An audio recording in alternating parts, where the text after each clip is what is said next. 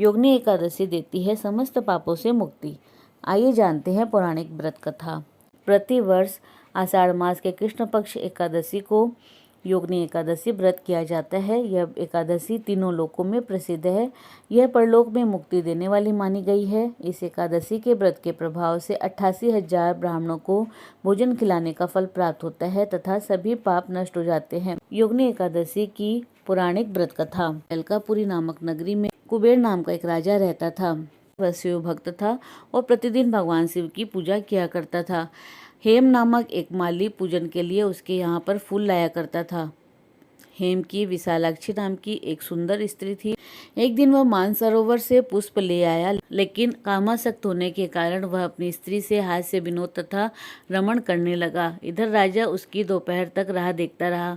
अंत में राजा कुबेर ने सेवकों को आज्ञा दी कि तुम लोग जाकर माली के न आने का कारण पता करो, क्योंकि वह अभी तक पुष्प लेकर नहीं आया।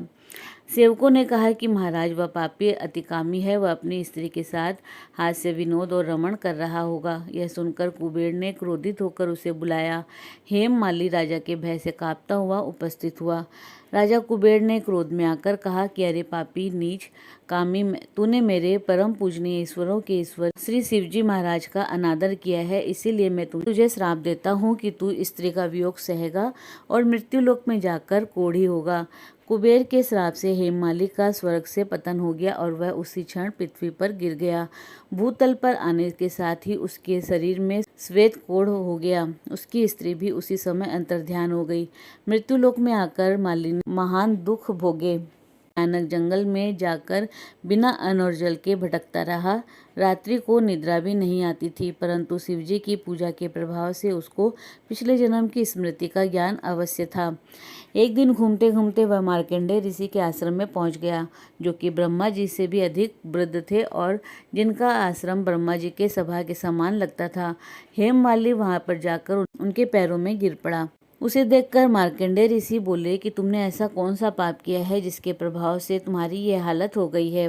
हेममाली ने सारा वृत्तांत कह सुनाया। यह सुनकर ऋषि बोले कि निश्चय ही तुमने मेरे सन्मुख सत्यवचन कहे हैं, इसीलिए तेरे उद्धार के लिए मैं एक व्रत बताता हूँ।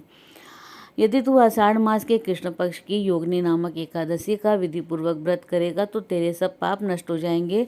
यह सुनकर हेममाली ने अत्यंत प्रसन्न होकर मुनि को साष्टांग प्रणाम किया।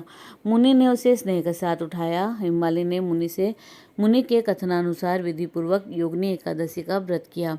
इस व्रत के प्रभाव से हेममाली अपने पुराने स्वरूप में लौट आया और अपनी पत्नी के साथ सुखपूर्वक रहने लगा। एकादशी का महत्व।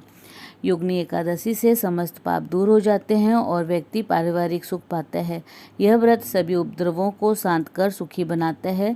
योगिनी एकादशी का व्रत करने से समृद्धि की प्राप्ति होती है। माना जाता है कि इस व्रत को करने से 88,000 ब्राह्मणों को भोजन कराने के बराबर पुण्य की प्राप्ति होती है।